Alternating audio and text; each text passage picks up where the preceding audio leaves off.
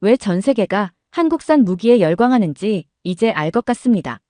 사우디아라비아는 과거 값싼 중국산 무기에 기대를 걸었다가 참혹한 대가를 치렀습니다.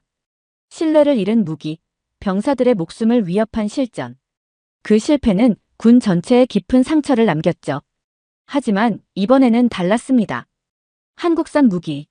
철저한 테스트와 평화를 설계한 철학이 담긴 이 무기는 기술 이상의 신뢰를 증명해냈습니다. 라고 말하는 군사기술 분석가가 있습니다. 대체 무슨 사연인지 오늘 사연 바로 시작하겠습니다. 안녕하세요. 저는 파이살 아라킴이라고 합니다. 사우디아라비아 방위산업청에서 군사기술 분석가로 일하고 있어요. 이 일을 시작한 지 7년이 넘었지만 몇 년 전 저의 한 선택이 아직도 마음 한구석을 무겁게 짓누르고 있습니다. 몇 년 전 저는 중동 방산 시장에서 중국산 무기를 추천했던 사람이었어요. 당시 저는 중국 무기의 매력적인 가격과 화려한 스펙에 매료되었습니다. 보고서를 작성하며 가격은 절반, 성능은 2배라는 슬로건을 믿었고 제 상부에게도 강력히 추천했죠. 그리고 사우디 군은 제 조언을 받아들여 계약을 체결했어요. 그때만 해도 저는 제 선택에 자부심을 가지고 있었습니다. 하지만 문제는 그 무기가 실전에 투입되면서 시작되었어요. 예멘 접경 지역에서 초기 테스트를 진행했는데 첫 번째 실험에서부터 사거리 부족 문제가 발생했습니다.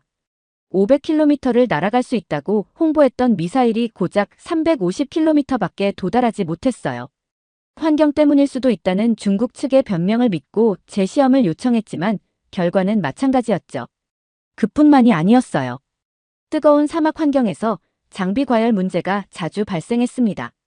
중요한 순간에 무기가 작동하지 않아 우리 군은 치명적인 약점을 드러냈고 실제 교전에서 여러 번 큰 위험에 처했습니다. 유지보수도 말이 안 될 정도로 복잡했어요. 부품 수급 문제로 몇 주씩 기다려야 했고 결국 예비 부품을 다른 나라에서 구입해야 할 때도 있었죠. 그때마다 저는 상부와 군 지휘부로부터 질책을 받았고 제 명성은 바닥을 쳤습니다. 가장 끔찍했던 날을 잊을 수가 없습니다. 예멘 국경부대에서 중국산 방공 시스템이 또다시 작동을 멈췄고 우리 병사들은 적의 포격을 그대로 맞아야 했습니다. 저는 상황 보고서를 작성하며 손이 떨렸어요. 이런 무기를 도입한 게 누구냐? 라는 질책이 들릴 때마다 숨이 막혔고 제 책임감은 견딜 수 없는 수준으로 커졌습니다. 그 후로 저는 신뢰할 수 있는 무기를 찾아야겠다는 결심을 하게 됐습니다. 과거의 실패를 반복하지 않으려면 단순히 싸고 좋아 보이는 무기를 선택해서는 안 된다는 것을 깨달았어요. 중국산 무기가 약속을 지키지 못했던 이유는 기술의 철학과 진정성이 없었기 때문이라고 생각했어요. 작년에 한국산 무기 천궁2와 천무가 사우디 시장에 등장했어요. 저는 솔직히 처음에는 반신반의했습니다. 한국이 방산 시장에서 얼마나 잘할 수 있겠어? 라는 생각이 머리를 스쳤죠. 하지만 내부 보고서를 검토하며 천궁2와 천무의 성능이 놀라울 정도로 안정적이라는 사실을 알게 되었어요. 한국 무기인 천궁2와 천무의 첫 실전 테스트가 진행되는 사우디 군사훈련장의 한복판에 서 있었습니다. 솔직히 말해서 기대보다는 의심이 더 컸어요. 예전에도 이 무기만 있으면 완벽하다는 말을 얼마나 많이 들었겠습니까? 하지만 이번에는 정말 다르길 바랐어요. 훈련장의 아침은 서늘했지만 태양이 떠오르자 금세 열기가 가득했습니다. 사막 특유의 극한 환경에서 무기 성능이 어떻게 발휘될지 지켜봐야 했죠. 다들 준비됐습니까? 제 목소리가 떨리지 않았으면 좋겠다고 생각했어요. 사실 속으로는 두근거리는 마음을 감출 수 없었습니다. 천궁2가 첫 시험을 위해 발사대를 준비하고 있었고 사막의 한가운데에 배치된 표적이 드론으로 실시간 전송되고 있었습니다. 모니터에 비치는 화면이 흐릿하게 떨리더니 천궁2가 하늘로 솟구쳤어요. 그 순간 저는 숨을 참았어요. 사막의 뜨거운 공기를 뚫고 미사일이 빠르게 날아가는 모습은 말로 표현하기 어려울 정도로 강렬했습니다. 표적에 근접할수록 제 심장 소리가 귀에 들릴 정도였어요. 그리고 단 한 번의 오차도 없이 표적을 정확히 타격했습니다. 그 순간 저는 입을 다물 수 없었어요. 함께 있던 사우디 군 관계자들마저 박수를 칠 정도였습니다. 테스트는 여기서 끝나지 않았어요. 이제 천무의 차례였습니다. 사막의 모래바람 속에서 차륜형 다연장 로켓이 거대한 존재감을 드러냈어요. 천무는 12개의 로켓을 한꺼번에 발사할 수 있는 시스템인데 이전에 사용했던 중국산과는 다르게 정확도와 발사 속도가 차원이 달랐습니다. 특히 저를 가장 놀라게 한 건 테스트가 진행되는 동안 장비가 전혀 과열되지 않았다는 점이었어요. 사막의 혹독한 환경에서도 천궁2와 천무는 마치 그곳에서 태어난 것처럼 안정적으로 작동했습니다.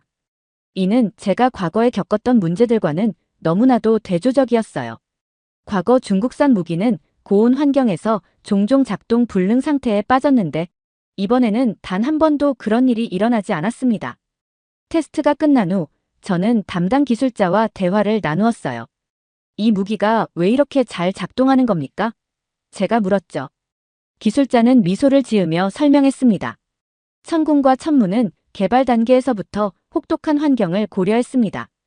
한국에서 사막 조건과 유사한 상황을 재현하며 수천 번의 테스트를 거쳤습니다. 그 말은 제 머리를 울렸습니다. 이날의 테스트는 성공적이었다는 말로는 부족했어요. 천궁2와 천무는 단지 잘 만든 무기가 아니라 제게 깊은 신뢰를 심어주었습니다. 이 무기는 실전에서도 우리 병사들을 안전하게 지킬 수 있겠구나. 저는 속으로 중얼거렸어요.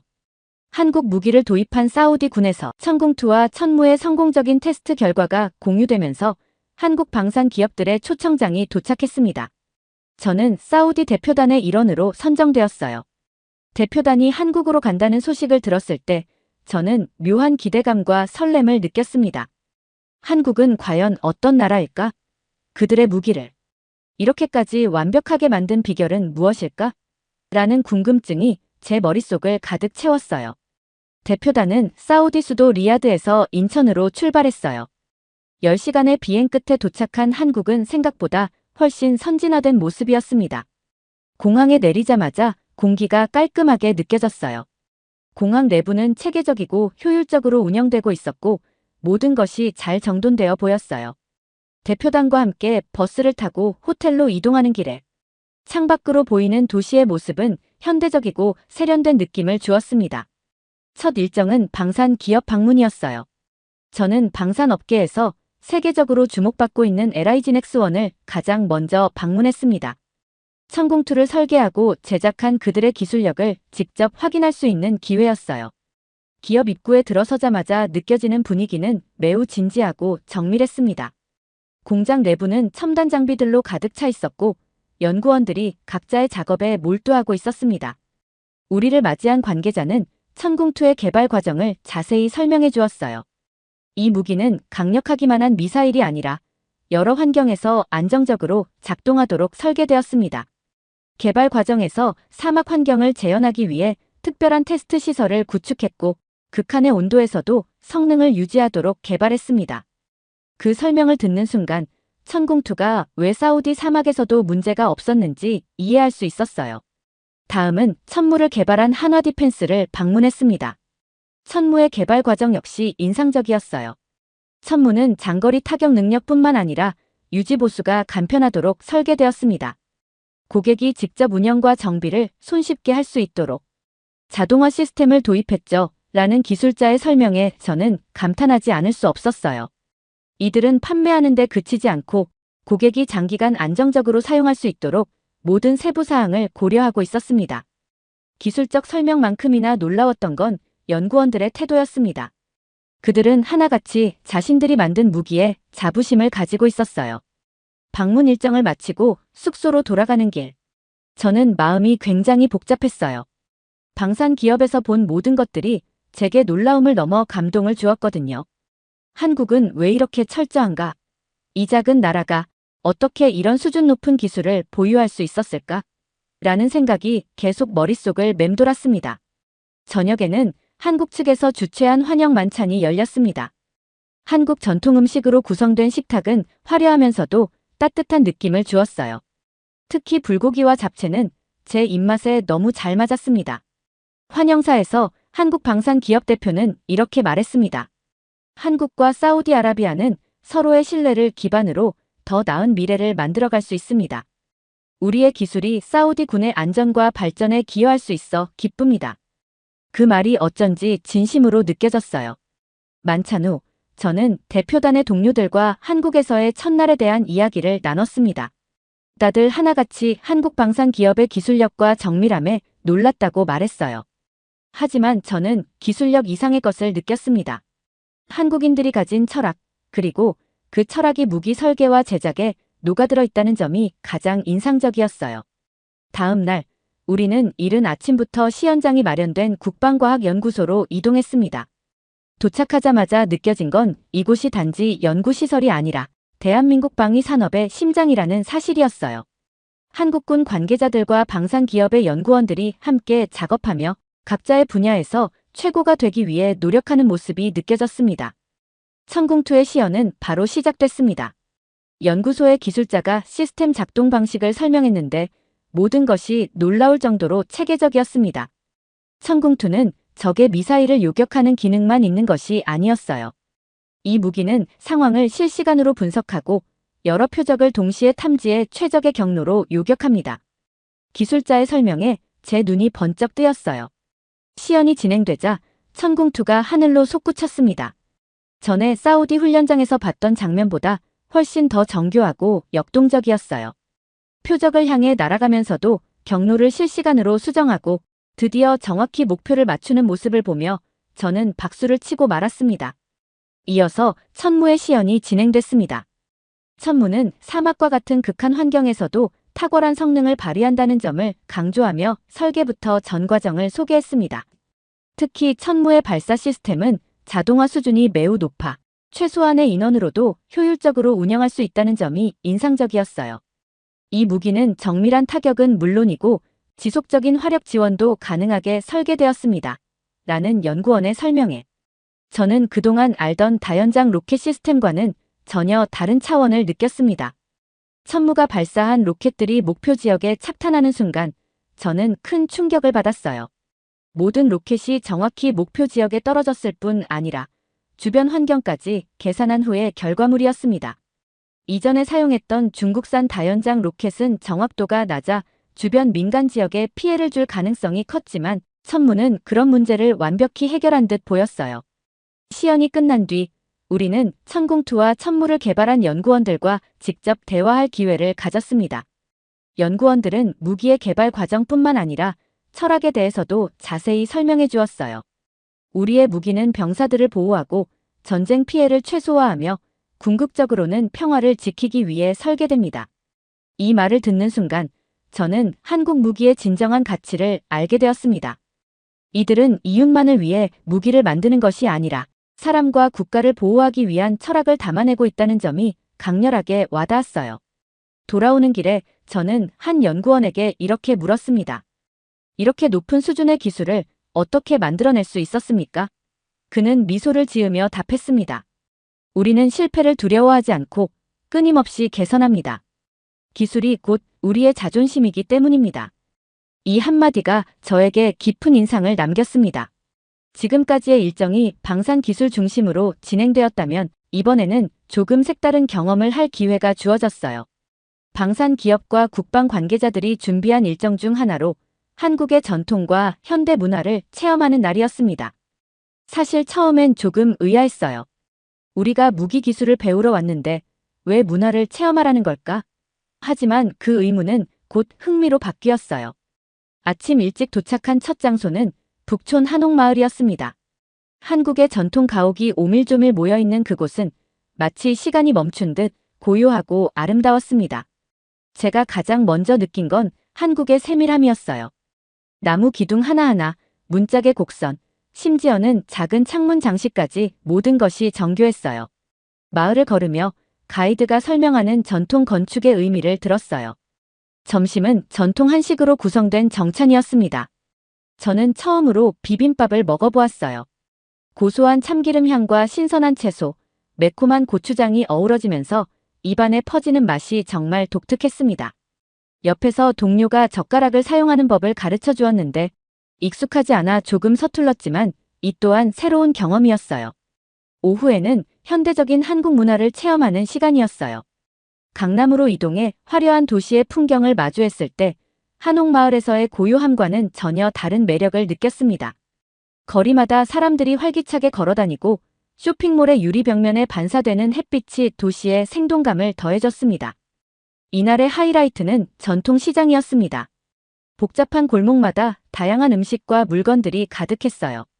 길거리 음식인 호떡을 처음 먹었는데 달콤한 설탕 시럽이 입안에서 퍼지는 맛이 정말 놀라웠어요. 이 작은 간식 하나에도 이렇게 특별한 맛을 담다니 한국 사람들은 정말 대단하군요 라고 제가 말했어요. 하루를 마치고 숙소로 돌아오는 길, 저는 깊은 생각에 잠겼습니다. 방산 기술이 그들의 정밀함과 철저함을 보여줬다면 한국 문화는 그들의 따뜻함과 섬세함을 느끼게 했습니다. 한국에서의 일정이 막바지를 향해 가던 날, 저는 또 다른 특별한 경험을 하게 되었습니다. 이번 일정은 방산 기업의 연구개발팀과의 직접적인 대화였어요. 대화는 한화디펜스의 회의실에서 시작되었습니다. 둥글게 앉은 연구원들은 진지하고 열정적인 표정으로 우리를 맞이했습니다. 한국 방산업계의 기술자들은 모두 각자의 분야에서 최고였지만 그들의 말투와 태도는 겸손함으로 가득 차 있었습니다. 제가 가장 먼저 던진 질문은 이랬습니다. 천궁과 천무 같은 무기를 개발하며 중요하게 생각하는 것이 무엇입니까? 가장 먼저 입을 연 사람은 천궁2 개발에 참여한 베테랑 기술자였습니다. 그는 이렇게 말했어요. 무기는 생명을 지키는 수단입니다.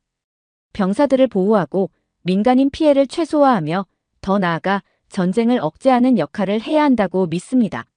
저는 무기에 담긴 철학이라는 개념이 이렇게 강렬하게 와닿은 적이 없었어요. 이어지는 대화에서 천무의 설계에 참여한 또 다른 연구원이 덧붙였습니다.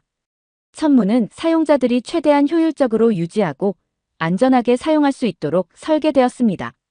부품의 내구성을 강화하고 정비 과정을 간소화했죠. 이런 작은 디테일들이 실전에서는 큰 차이를 만들어냅니다. 그의 설명은 놀라울 정도로 세부적이었고 저는 무기를 제작하는 데 있어 한국인들이 얼마나 철저한지 다시 한번 실감했습니다. 대화가 계속되며 저는 점점 더 많은 질문을 던졌습니다. 그렇다면 한국이 이렇게 짧은 시간 안에 방산기술 강국으로 성장할 수 있었던 비결은 무엇인가요? 한 연구원은 잠시 생각하더니 미소를 지으며 답했습니다. 우리는 실패를 두려워하지 않습니다. 오히려 실패를 통해 배우고 다음번에는 더 나은 결과를 만들어내기 위해 노력하죠. 그의 대답은 단순했지만 깊은 울림을 주었습니다. 마지막으로 저는 개인적으로 가장 궁금했던 질문을 던졌습니다. 당신들은 무기를 만들면서 어떤 감정을 느끼나요? 전쟁의 도구를 다룬다는 점에서 부담감은 없습니까?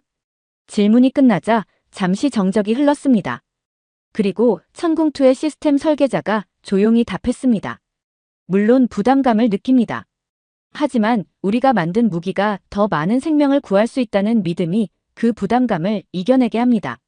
우리는 우리의 기술이 평화를 지킬 수 있는 도구가 되기를 바랍니다. 그의 대답은 한 나라를 대표하는 철학처럼 들렸습니다. 숙소로 돌아가는 길, 저는 동료들과 이야기를 나눴습니다. 한 동료가 이렇게 말했어요. 한국 사람들은 정말 철저하고 진지하군요. 그들의 기술뿐 아니라 철학까지 배우고 싶어질 정도야. 저 역시 같은 생각이 들었습니다. 한국에서의 모든 일정을 마치고 사우디로 돌아온 저는 마치 새로운 세계를 본 듯한 기분이었어요. 비행기 안에서부터 머릿속은 앞으로 해야 할 일들로 가득 찼습니다. 한국에서 배운 기술, 철학, 그리고 방산 협력의 가능성을 어떻게 전달하고 실제로 군에 적용할지 고민이 끊이질 않았습니다. 귀국 첫날부터 저는 보고서를 작성하기 시작했습니다.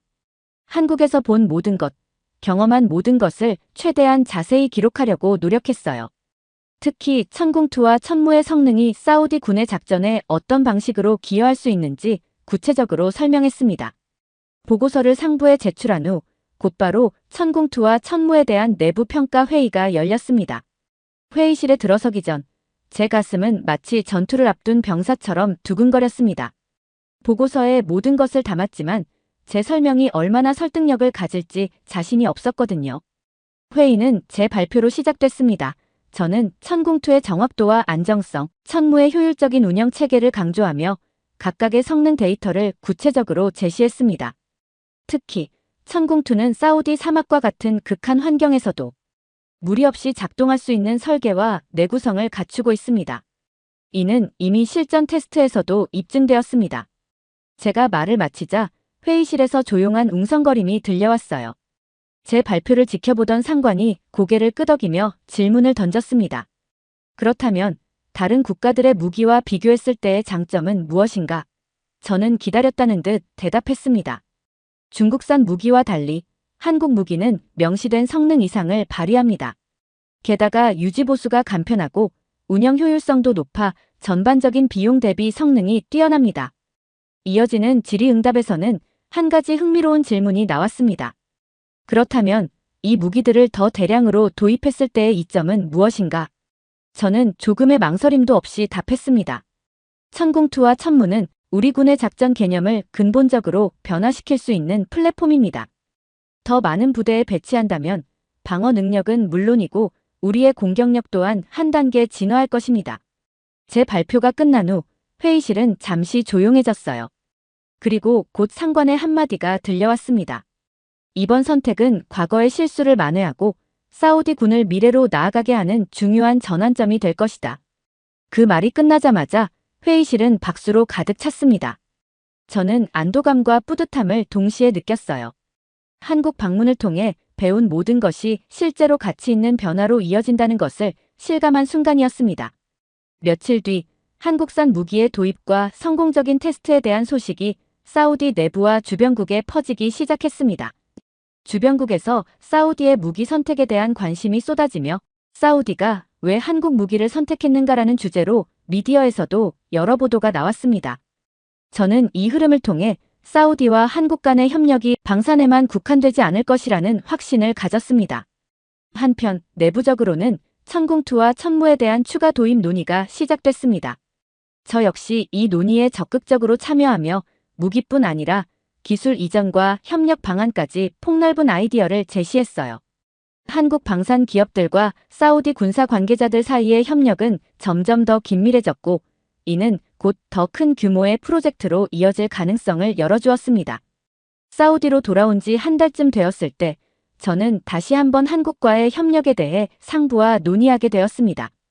이번에는 방산뿐만 아니라 첨단 기술 이전과 인프라 개발까지 포함한 더 포괄적인 협력 방안이 논의되고 있었어요. 변화는 여기서 멈추지 않았습니다. 사우디 방산청은 한국산 무기를 도입한 경험을 바탕으로 더 많은 협력 가능성을 모색하고 있었어요.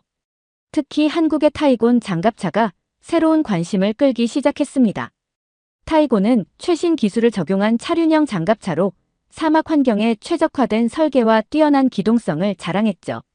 사우디가 보유한 기존 장갑차들과 비교했을 때 타이곤은 완전히 다른 수준의 기술력을 보여줍니다. 라는 평가가 나오면서 도입 논의가 본격적으로 시작되었습니다.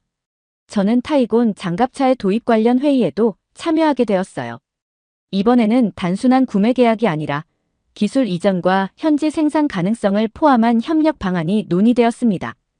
한국 방산 기업들은 무기를 수출하는 데 그치지 않고 사우디가 방산 기술을 자체적으로 발전시킬 수 있도록 적극적인 지원을 약속했어요. 방산 프로젝트가 성공적으로 진행되면서 한국의 스마트 인프라 기술과 첨단 에너지 기술에도 관심이 모아졌습니다. 특히 한국이 추진 중인 탄소 중립 에너지 기술은 사우디의 네옴시티 프로젝트와도 연결될 수 있는 가능성을 보여주었어요. 몇 달 전까지만 해도 한국이라는 나라는 재계 기술 강국 정도로만 인식되었어요. 하지만 직접 경험한 한국은 그 이상이었습니다. 정밀한 기술, 철저한 연구, 그리고 생명을 우선시하는 철학이 결합된 나라. 그들은 무기를 만들면서도 전쟁을 억제하고 평화를 지키고자 했고, 이는 제가 과거에 보아왔던 그 어떤 나라와도 달랐습니다.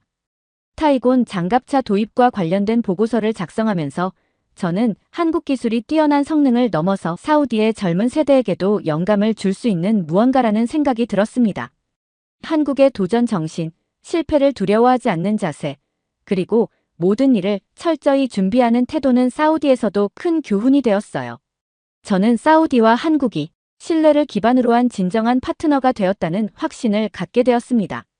한국에서 배운 철학은 이제 사우디의 방산 정책에도 점차 스며들고 있었어요. 기술이 효율성을 넘어 생명을 지키는 도구로 발전할 수 있다는 생각. 그리고 협력이란 단지 거래가 아니라 서로의 가치를 존중하는 과정이라는 믿음. 저는 이것이야말로 한국이 사우디에 전해준 가장 큰 유산이라고 생각했습니다. 이제 저는 새로운 목표를 가지고 있습니다. 한국과의 협력을 바탕으로 사우디 군이 강한 군사력을 넘어 더 나은 세상을 위한 군사력으로 발전할 수 있도록 돕는 것입니다. 그리고 그 여정의 중심에는 항상 한국이라는 믿음직한 파트너가 있었으면 합니다. 두 번째 사연 시작합니다. 중국은 천인 계획이라는 국가 주도 프로그램으로 외국의 첨단 기술을 불법적으로 확보하고 중국의 산업 스파이 활동을 조직적으로 운영하고 있습니다. 한국에도 다양한 신분으로 이미 중국의 산업 스파이들이 활동하고 있습니다. 중국 정부는 중국 발전이라는 명분 아래 비윤리적 활동을 국민들에게 강요하고 있습니다. 라고 말하는 중국 교수가 있습니다. 대체 무슨 사연일지 오늘 사연 바로 시작하겠습니다. 이야기를 어디서부터 시작해야 할지 모르겠습니다. 제 이름은 밝힐 수 없습니다. 저는 중국의 대학에서 교수로 근무하며 오랫동안 중국이 세계에서 가장 위대한 나라라는 믿음을 품고 살아왔습니다. 제 연구가 중국을 더욱 발전시킬 수 있다는 자부심이 강했습니다. 제가 가진 지식이 중국의 기술 발전에 기여하고 결국은 더 나은 세상을 만드는 데 쓰일 거라 믿었습니다. 제가 걸어온 길에 대한 확신은 흔들림이 없었죠. 그런데 그 믿음에 작은 균열이 생긴 건 몇 년 전 국제 컨퍼런스에서 만난 한 한국 학자와의 대화 때문이었습니다. 그와 처음 만났을 때 우리는 서로의 연구 성과를 공유하며 짧은 시간이지만 좋은 인상을 남겼어요. 한국의 학자들이 가진 지식과 기술력에 감탄하면서도 솔직히 저는 중국이 훨씬 앞서 있다고 생각했습니다. 하지만 한국 학자는 뜻밖의 이야기를 꺼냈습니다. 그는 중국이 외국의 기술을 불법으로 유출하는 사건들이 빈번하며 이로 인해 중국이 국제사회에서 신뢰를 잃고 있다고 말했습니다. 처음엔 믿을 수 없었습니다. 중국이 그럴 리 없다고 생각했어요. 저와 같은 연구자들은 정직하게 연구에 몰두하고 있고 나라의 발전을 위해 헌신하고 있는데 어떻게 그런 비윤리적인 행위를 할 수 있겠습니까? 저는 오히려 그 학자가 질투심에 그런 이야기를 하는 것이라고 여겼습니다. 한국이 중국의 발전을 질투해 왜곡된 정보를 퍼뜨리고 있겠지. 그렇게 생각하며 그의 말을 무시했습니다. 저 역시 중국에 대한 자부심이 강했기 때문에 중국이 다른 나라 기술을 훔치는 모습을 상상하는 것 자체가 불쾌했어요. 하지만 그 한국 학자는 의외로 구체적인 사례들을 제시했습니다. 그는 한국의 중소기업들이 중국의 타겟이 되고 있으며 내부자 매수나 협력 프로젝트를 통해 반도체와 디스플레이 기술이 유출되고 있다고 했습니다. 저는 그저 웃으며 대화를 끝냈습니다. 한국이 중국에 뒤처진 것을 인정하지 못하는구나라고 생각했죠. 당시에는 그 말이 무시해도 될 작은 소음처럼 느껴졌습니다. 그날 이후로도 저는 그 한국 학자를 몇 번 더 만났습니다. 우리가 나눈 대화 속에서 저는 한국이 가진 기술력과 시스템에 대해 조금씩 더 이해하게 되었지만 제 마음 한구석엔 여전히 우리 중국은 더 위대하다는 믿음이 자리 잡고 있었습니다. 과거의 영광과 거대한 경제 발전이 중국에 대한 제 신념을 지탱해 주고 있었으니까요. 사실 그때만 해도 저는 중국 정부가 연구자들에게 기술 탈취를 요구하는 일이 있을 거라고는 상상조차 못했습니다. 그때 저는 중국이 옳고 다른 나라가 그릇된 정보를 퍼뜨리는 것이라 믿고 싶었으니까요. 한국 학자와의 대화는 제게 오랫동안 잊히지 않는 찜찜함으로 남아있었습니다. 하지만 저는 여전히 그를 믿지 않았고 제 자부심이 허락하지 않았습니다. 그래서 일상으로 돌아가 연구에 몰두했죠. 그러던 중 저는 유럽에서 진행되는 국제 공동 연구 프로젝트에 참여할 기회를 얻게 되었습니다. 이 프로젝트는 중국과 유럽, 그리고 다른 나라들의 연구자들이 모여 첨단 기술을 개발하는 협력의 장이었습니다. 당시에 저는 이 프로젝트가 중국의 위대함을 증명할 수 있는 또 하나의 기회라고 생각했습니다. 유럽으로 출국해 프로젝트에 합류하던 순간만 해도 중국의 발전에 기여하겠다는 열망이 여전히 강했습니다. 그러나 프로젝트가 진행될수록 예상치 못한 일들이 하나둘씩 드러나기 시작했습니다. 중국 정부가 연구자들에게 단순한 협력 이상의 것을 요구하고 있다는 사실을 깨닫게 된 것입니다. 저는 유럽의 다른 연구자들과 협력하면서 중국 연구진이 해외 기술 정보를 본국에 전송하도록 압력을 받고 있다는 소문을 듣게 되었습니다. 처음엔 그저 루머라고 여겼어요. 이 사람들이 중국의 발전을 질투해서 그런 소리를 하는 걸 거야 라고 생각했습니다. 하지만 어느 날 중국의 연구 책임자로부터 정확한 지시가 내려왔습니다. 이 프로젝트의 연구 데이터를 본국에 보고하라. 그 순간 심장이 덜컥 내려앉았습니다. 이게 정말로 기술 탈취의 일환이었구나 하는 사실이 눈앞에 펼쳐진 거죠. 중국이 그토록 자랑하던 자립적 발전이 실은 이런 비윤리적인 방법으로 이루어지고 있다는 현실을 마주했을 때 그동안 제가 품어왔던 자부심이 무너져 내리기 시작했습니다. 양심에 반하는 일이었지만 그때 저는 중국의 발전을 위해서라면 어쩔 수 없는 선택이라며 스스로를 설득했습니다. 이건 국가를 위한 거야. 모든 나라가 하는 일이니까. 그렇게 생각하며 처음으로 정보를 보고했습니다. 저는 스스로에게 이것이 필요한 희생이라고 타이르며 그것이 중국을 더욱 강하게 만들 것이라고 믿고 싶었습니다. 하지만 정보를 넘긴 후 마음속 깊은 곳에서 불편함이 자라기 시작했습니다. 한국 학자와의 대화가 다시 떠오르더군요. 정말로 중국이 타국의 기술을 빼앗고 있었던 걸까? 당시에는 그저 저를 방어하려는 마음이 컸습니다. 다른 나라들도 비슷한 일은 하지 않겠어? 그렇게 합리화하려 애썼지만 그 말들은 제 마음을 더 불편하게 만들 뿐이었습니다.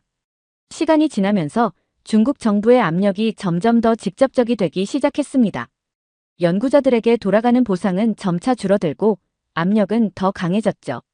협력하지 않는 연구원들은 불이익을 받고 심지어 프로젝트에서 퇴출되기도 했습니다. 연구자들 사이에서는 무언의 두려움이 자리 잡았습니다. 그들은 모두 어쩔 수 없다는 듯이 지시에 따르고 있었어요. 저 역시 처음엔 그러한 분위기에 적응해 기술을 전송하는 것을 일상화했습니다. 그러나 마음 한편에서 자꾸 양심의 가책이 저를 괴롭혔습니다. 이건 우리가 자랑스러워할 방법이 아니야. 제가 넘긴 정보들이 다른 연구자들의 노력을 무너뜨리고 심지어 기술 유출로 인해 해당 기업들이 무너질 수도 있다는 생각이 들기 시작했습니다.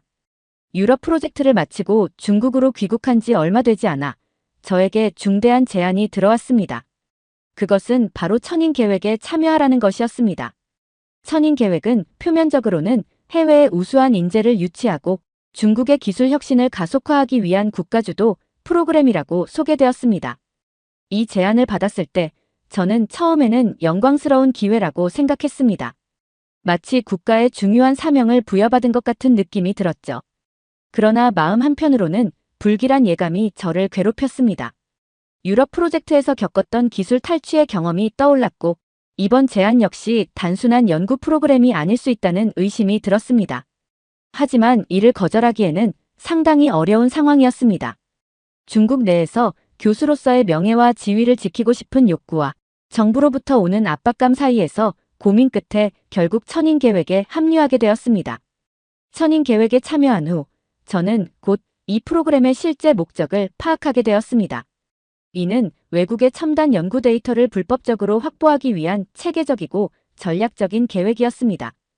프로그램에 참여한 인재들은 해외에서 습득한 지식과 기술을 중국 본토에 전달하도록 강요받고 있었죠. 더 나아가 외교관, 사업가, 유학생 등 다양한 신분으로 위장한 요원들이 해외 각지에서 중요 정보를 수집해오고 있다는 사실도 알게 되었습니다. 제가 목격한 사례 중 가장 충격적이었던 것은 한국 기업의 핵심 기술이 유출된 경우였습니다. 그 기술은 한국의 한 중소기업이 개발한 것이었는데 이미 중국의 대기업에서 이를 활용해 유사한 제품을 개발 중이었습니다. 한국 기업은 그 혁신적인 기술을 바탕으로 성장하고 있었지만 유출된 기술로 인해 중국 제품이 시장을 빠르게 잠식할 가능성이 매우 높아 보였습니다. 이는 단순한 기술 유출을 넘어 한 기업의 미래와 국가 경쟁력에도 심각한 영향을 미칠 수 있는 사안이었습니다. 그 순간 저는 예전에 만났던 한국 학자가 했던 말이 사실임을 깨달았습니다. 그때 그가 말한 경고는 허구가 아니었고 제가 무시하고 부정했던 현실이었습니다. 중국의 발전은 자립적 혁신이 아니라 다른 나라의 노력과 성과를 훔치는 비윤리적 행위에 기대고 있었습니다. 그제야 저는 스스로가 얼마나 큰 착각 속에 살고 있었는지 깨달았습니다. 중국은 세계에서 가장 위대하다는 저의 믿음이 우물안 개구리 같은 환상이었음을 인정하게 된 것이죠. 제가 소속된 팀은 한국 대기업과 협력 중인 중소기업을 집중적으로 타겟 삼아 그들의 반도체, 디스플레이, 자동차 부품 기술을 유출하는 수법을 사용하고 있었습니다. 그들은 주로 내부자 매수와 겉으로는 정상적으로 보이는 협력 프로젝트를 통해 핵심 기술을 빼내고 있었으며 대기업에 비해 상대적으로 보안이 취약한 중소기업들을 주요 표적으로 삼고 있었습니다. 이 모든 걸 알게 된 순간 저는 엄청난 배신감에 휩싸였습니다. 제가 믿어왔던 중국의 발전과 성공이 실은 다른 나라의 것을 빼앗은 결과였다니요. 그런 방식으로 이루어진 발전에 무슨 의미가 있을까요? 그때부터 저의 마음속에서는 내부 갈등이 폭발하기 시작했습니다. 천인 계획을 통해 목격한 충격적인 현실을 외면하고 계속해서 이 프로그램에 참여하는 것이 과연 옳은 선택일까요? 국가의 명령을 충실히 따르는 것이 진정한 의미의 애국일까요? 아니면 이를 거부하고 양심의 소리를 따르는 것이 더 올바른 선택일까요? 이 질문들이 저를 끊임없이 괴롭혔습니다. 그럼에도 불구하고 쉽게 결정을 내릴 수 없었습니다. 중국에서 태어나고 자란 저로서는 조국에 대한 사랑과 애착을 쉽사리 버릴 수 없었고 이러한 중대한 선택이 제 인생과 가족들의 삶에 어떤 심각한 영향을 미칠지도 너무나 두려웠습니다. 게다가 정부가 저를 은밀히 감시하고 있다는 불안한 느낌이 들기 시작한 것도 바로 그 무렵이었습니다. 그러던 어느 날 내부 회의에서 중국이 천인 계획을 통해 확보한 기술 자료가 공개되었습니다. 그중 일부는 제가 예전에 연구했던 기술과 비슷한 것도 포함되어 있었습니다. 내가 원하지 않게 가담한 이 기술 유출이 세계의 신뢰를 무너뜨리고 있었다는 사실을 다시금 깨달았습니다. 저는 더 이상 천인 계획에 참여하며 양심을 속일 수 없었습니다. 그렇게 부끄러운 일에 가담하며 제 스스로를 속이며 살아갈 수는 없었죠. 저는 한동안 머릿속이 복잡했습니다. 이 모든 걸 외면한 채 조용히 살아가야 할까? 아니면 이 부조리를 세상에 알리고 맞서야 할까? 두려웠지만 제 안에서 커져가는 목소리는 분명했습니다. 마침내 저는 결단을 내렸습니다. 천인 계획의 내부 회의에서 본 모든 내용을 외부에 알리고 공개적으로 비판하기로 했습니다. 이 결정이 어떤 대가를 초래할지 분명 알고 있었습니다. 가족과 저의 안전이 위험에 처할 것이고 중국 정부의 보복도 피할 수 없을 거라는 사실을요. 하지만 이대로 살 수 없다는 생각이 더 강했습니다. 저는 몇몇 동료들과 지인들에게 중국 정부의 스파이 활동과 기술 유출에 대해 이야기를 나눴습니다. 대부분은 놀라지 않았습니다. 일부는 이미 알고 있었고 다른 사람들은 침묵했습니다. 조심해, 내가 무슨 일을 벌이려는지 모르겠지만 위험할 거야. 그들의 경고에도 불구하고 저는 멈출 수 없었습니다. 어느 날 저는 학술 세미나 자리에서 공개적으로 중국의 산업 스파이 활동을 비판했습니다. 중국의 기술 유출이 국가 차원의 조직적 전략이라는 점을 지적하면서 이는 중국이 자립적 기술 발전을 이루는데 오히려 방해가 되고 있다고 말했습니다. 이런 방식은 중국의 국제 이미지를 훼손하고 외국과의 신뢰를 파괴할 뿐입니다. 청중은 잠시 침묵에 빠졌습니다. 그 자리에 있던 일부 외국 학자들은 제 말을 주의 깊게 들었지만 중국인 동료들은 저를 차갑게 응시했습니다. 그 순간 이 발언이 가져올 결과가 얼마나 무거운지 실감했습니다. 그리고 예상대로 제 발언의 대가는 바로 돌아왔습니다. 며칠 후 학교 측으로부터 강제 퇴직 통보를 받았습니다. 모든 연구 프로젝트에서 제외되었고 연구실 문도 잠겨 있었습니다. 제가 지도하던 학생들도 제게 접근하지 못하도록 경고를 받았다는 사실을 나중에 알게 되었습니다. 동료 교수들 역시 저를 멀리하기 시작했죠. 더 이상 저는 학교에서 받아들여지지 않는 존재가 되었습니다. 하지만 이 모든 일은 제가 겪게 될 고난의 시작에 불과했습니다. 학교를 떠난 후 제 주변에서는 점점 더 이상하고 불안한 일들이 벌어지기 시작했습니다. 어디를 가든지 누군가가 저를 은밀히 지켜보고 있다는 강렬한 느낌이 들었고 집 앞에 주차된 낯선 차량들의 수가 날이 갈수록 늘어났습니다. 특히 밤늦게 집에 돌아올 때면 어둠 속에서 저를 주시하는 듯한 시선이 느껴져 등골이 오싹해지곤 했습니다. 휴대전화를 사용할 때마다 도청당하고 있다는 의심스러운 징후도 자주 감지되었습니다. 통화 중 이상한 잡음이 들리거나 배터리가 비정상적으로 빨리 소모되는 등의 현상이 반복되었죠. 아침에 외출할 때마다 주변을 확인해야 했고 가족들에게도 조심하라는 경고를 남겼습니다. 아이들의 등하교길도 제가 직접 동행하기 시작했습니다. 이미 저는 중국 정부의 엄중한 감시 대상이 되어 있었고 그들의 시선에서 벗어날 수 있는 곳은 어디에도 없어 보였습니다. 이쯤 되니 중국에 남아있는 것이 더 이상 안전하지 않다고 판단했습니다. 제가 천인 계획에 대해 품었던 비판적인 생각과 발언들이 이미 중국 정부에 상세히 보고되었을 것이 분명했고 언제 갑자기 체포되어 강제 구금될지 모르는 위험한 상황에 놓여 있었습니다. 저는 매일 밤 불안에 잠을 이루지 못했습니다. 저를 감시하는 시선이 너무 강해 집 안에서도 불안에 떨며 지냈습니다. 이대로는 더 이상 버틸 수 없다는 생각이 들었습니다. 저는 마침내 중국을 떠나기로 결심했습니다. 이 나라를 사랑했지만 이제는 떠날 수밖에 없다. 가족을 설득하는 것도 힘든 일이었습니다. 중국에 남는 가족이 겪을 위험을 알고 있었기 때문입니다. 가족은 저와 함께 떠나는 대신 조용히 남아있겠다고 했습니다. 저는 동남아로 도피할 계획을 세웠습니다.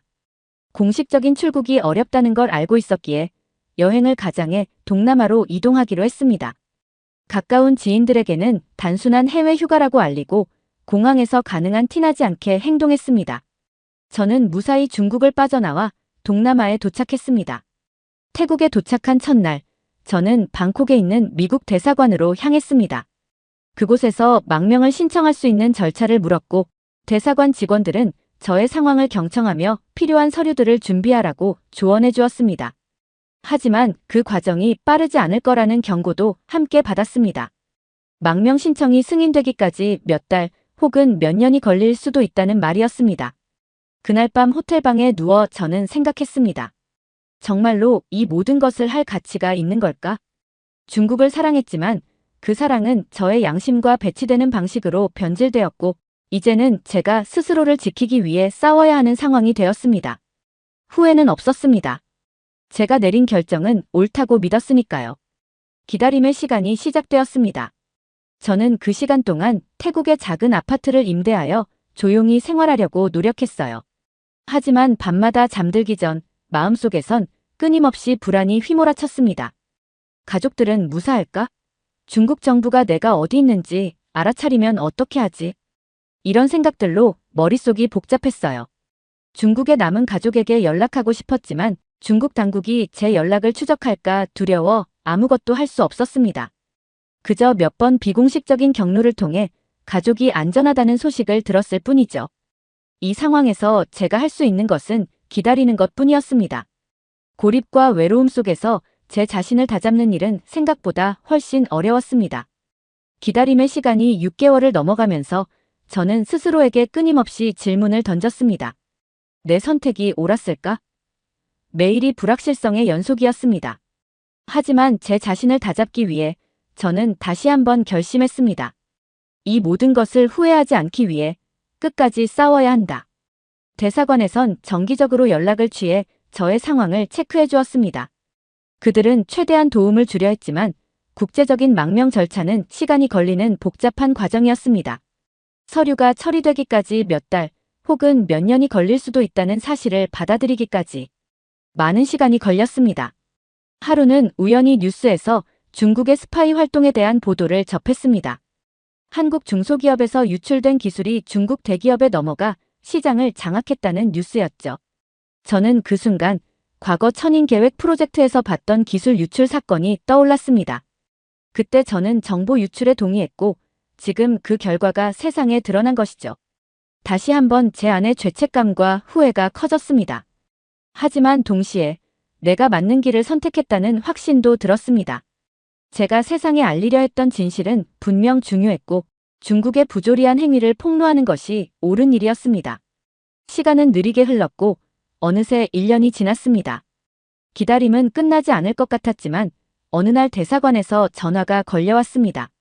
망명 신청이 승인되었습니다. 그 말을 듣는 순간 온몸이 힘없이 풀리며 눈물이 흘렀습니다. 드디어 끝이 보이는 듯 했습니다. 하지만 기쁨도 잠시, 제 마음속에는 무거운 감정이 남아 있었습니다. 제 인생은 이제 완전히 바뀌었고 다시는 고향으로 돌아갈 수 없다는 현실이 저를 짓눌렀습니다. 미국에 도착했을 때 저는 비로소 자유를 얻었다는 안도감을 느껴야 했지만 마음의 무거움은 여전히 사라지지 않았습니다. 저는 혼자가 아니었기 때문입니다. 중국에 남겨둔 가족이 늘 제 머릿속에서 떠나지 않았습니다. 그들의 안전이 가장 큰 걱정이었죠. 중국 정부가 가족을 통해 저를 협박하거나 그들을 탄압할 가능성이 항상 존재했기 때문입니다. 그렇기 때문에 저는 제 목소리를 내야 하는 순간에도 공식적으로 활동할 수 없다는 현실에 마주했습니다. 세상에 경고의 메시지를 보내야 했지만 드러나지 않는 방법을 찾아야 했습니다. 미국 인권단체와의 접촉은 신중하게 이루어졌습니다.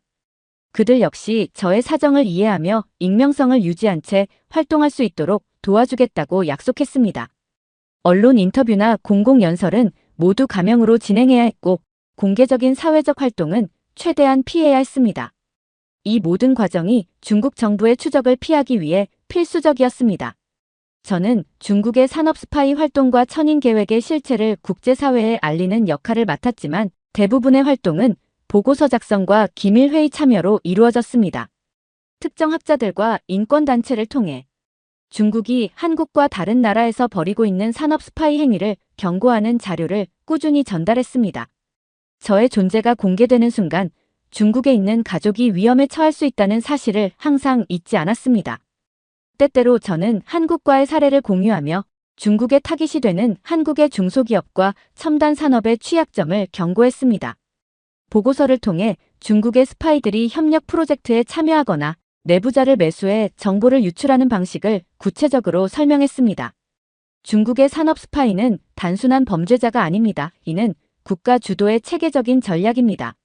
저의 보고서는 공개되지 않았지만 각국 정부와 기관의 경각심을 심어주는 중요한 역할을 했습니다. 활동이 점차 국제사회에 영향을 미치기 시작하면서 중국에 대한 국제적인 경계가 강화되었습니다. 여러 나라에서 기술 보안을 강화하고 중국의 스파이 활동을 차단하기 위한 법적 조치를 준비하는 움직임이 보였습니다. 저는 이 작은 변화들이 제가 세상에 남긴 흔적이라고 믿고 싶었습니다. 그럼에도 불구하고 한국에 대한 미안한 마음은 쉽게 가시지 않았습니다. 제가 천인 계획 한국 담당팀에서 한국 기술을 훔쳐 연구한 것들이 이미 한국이란 나라에 여러 피해를 주었을 게 분명하기 때문이었습니다. 그뿐 아니라 과거에 만난 한국 학자를 무시하고 의심했던 제 자신이 부끄러웠습니다. 그때는 오만과 자부심에 눈이 멀어 그의 말을 들으려 하지 않았죠. 지금에 와서야 그의 경고가 얼마나 진심 어린 것이었는지 깨달았습니다. 언젠가 그 한국 학자와 다시 마주할 수 있다면 미안함과 감사의 마음을 전하고 싶었습니다. 그가 제게 준 경고가 결국 저를 새로운 길로 이끈 것이니까요. 저를 깨우쳐준 그의 진심을 이제는 온전히 이해하게 되었습니다. 이제 저의 싸움은 여전히 이어지고 있습니다. 세상은 천천히 변화하고 있고 저는 그 속에서 작은 역할을 이어나가고 있습니다. 비록 제 이름이 알려지진 않겠지만 양심과 진실을 지키기 위해 나아가는 길을 선택한 것을 후회하지 않습니다. 가끔 가족에 대한 그리움이 깊어질 때마다 그들이 안전하다는 소식을 기다리며 스스로를 다독입니다. 제 싸움이 끝나지 않았음을 기억하며 오늘도 익명의 목소리로 중국의 부조리를 폭로하는 보고서를 작성합니다. 이제야 비로소 제가 진짜로 깨달은 사실이 하나 있습니다. 중국의 발전은 타국의 것을 훔치는 방식이 아니라 자신의 힘으로 이루어내야 의미가 있다는 것입니다. 그것을 알게 된 것이야말로 제가 인생을 살면서 얻게 된 가장 소중한 깨달음일 것입니다. 과거에 제가 저지른 오만과 잘못을 용서받길 바라며 제가 배운 이 깨달음이 앞으로 저와 세상을 바꾸는 작은 밑거름이 되기를 소망합니다. 오늘 사연이 재미있으셨다면 구독과 좋아요, 알림 설정까지 부탁드립니다. 더 재미있는 사연으로 돌아오겠습니다. 이상 감동탐험이었습니다.